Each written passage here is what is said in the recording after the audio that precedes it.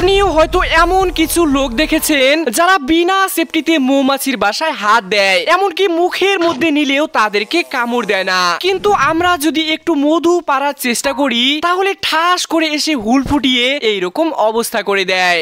আসলে যখনই মৌমাছি বিপদের আশঙ্কা বুঝতে পারে তখন তাদের মুখের সামনে থাকা গ্ল্যান্ড থেকে এক ধরনের কেমিক্যাল রিলিজ করে, যেটি একটি অ্যালার্মের মতো কাজ করে। আর এই কেমিক্যাল বাতাসের সঙ্গে মিশতেই অন্য মৌমাছিরা হামলা করার জন্য প্রস্তুত হয়ে যায়। কিন্তু যারা মধু সংরক্ষণের কাজ করে তারা এই মৌমাছিদের বোকা বানানোর জন্য এক বিশেষ ধরনের ধোঁয়া ব্যবহার করে।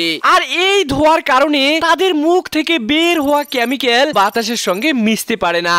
এর ফলে এক মৌমাছি অন্য মৌমাছিকে আক্রমণ করার সিগন্যাল পাঠাতে পারে না, তাই তাদেরকে হাত দিয়ে স্পর্শ করলেও তারা শান্ত থাকে। আর আপনি জানলে অবাক হবেন, আল্লাহ তাআলা সূরা আন-নাহলের মধ্যে বলেন মধুর মধ্যে মানুষের জন্য শিফা রয়েছে। তাছাড়াও নবী করিম সাল্লাল্লাহু আলাইহি সাল্লাম মধু খেতে খুব পছন্দ করতেন।